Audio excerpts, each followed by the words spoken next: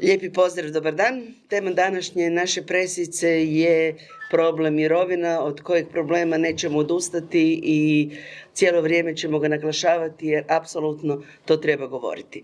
Dakle, u saborskoj proceduri je prijedlog zakona kojim definiramo ono što činjenica, a to je da mirovina nije dohodak, da mirovina nije ni nikakvo socijalno davanje. Mirovina je ono što su naši umirovljenici zaradili svojim radom i trebaju isplatiti bez poreza. Naime, sve mirovine iznad 600 eura se oporezuju i na taj način država godišnje uprihodi negdje oko 180 milijuna eura.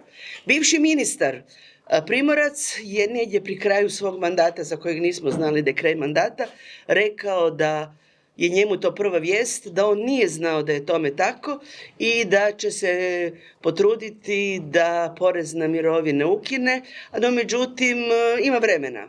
Pa će čekati tamo 1.1.2027. Pitanje je koliko umirovljenika neće doživjeti da im se porez na mirovinu ukine. Pa ovim putem pozivamo ministra Ćorića da to napravi odmah.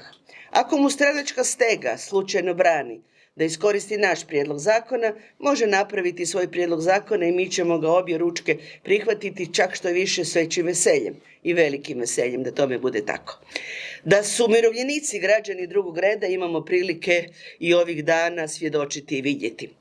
Dakle, prijedlog zakona je bio i on je naravno većinom vladajućih bio i prihvaćen, a to je da oni umirovljenici koji žele raditi, mogu raditi, pritom dobivaju pola svoje mirovine, a pola mirovine im se tamo negdje zamrzlo u nekakvom zamrzavaču. I pokazalo se ovih dana zapravo da zaista se prema umirovljenicima odnosi kao prema građanima drugog reda, što smo upozoravali u saborskoj raspravi. Ako odlučite nakon mirovine raditi, treba vam se isplatiti puna mirovina, a ono što zaradite je dodatna zarada.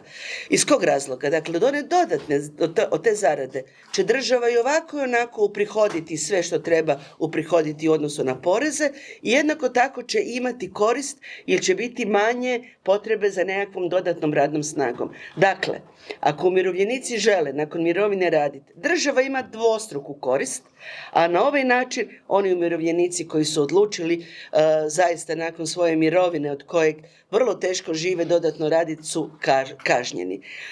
A kažnjeni su iz jednostavnog razloga što je politika ove vlade, politika Andreja Plenkovića i HDZ-a da daje mrvice sa stola i da onda može reći ja sam nekom nešto dao. Nikom on ništa nije dao. Mirovina je nešto što su ljudi zaradili, mirovina nije socijalna kategorija i zaista se konačno treba odnositi prema mirovini i prema umirovljenicima ne kao prema građanima drugog reda, nego zaista s poštovanjem im omogućiti da svoju mirovinu koju su zatekli dobiju u punom iznosu. Hvala lijepo.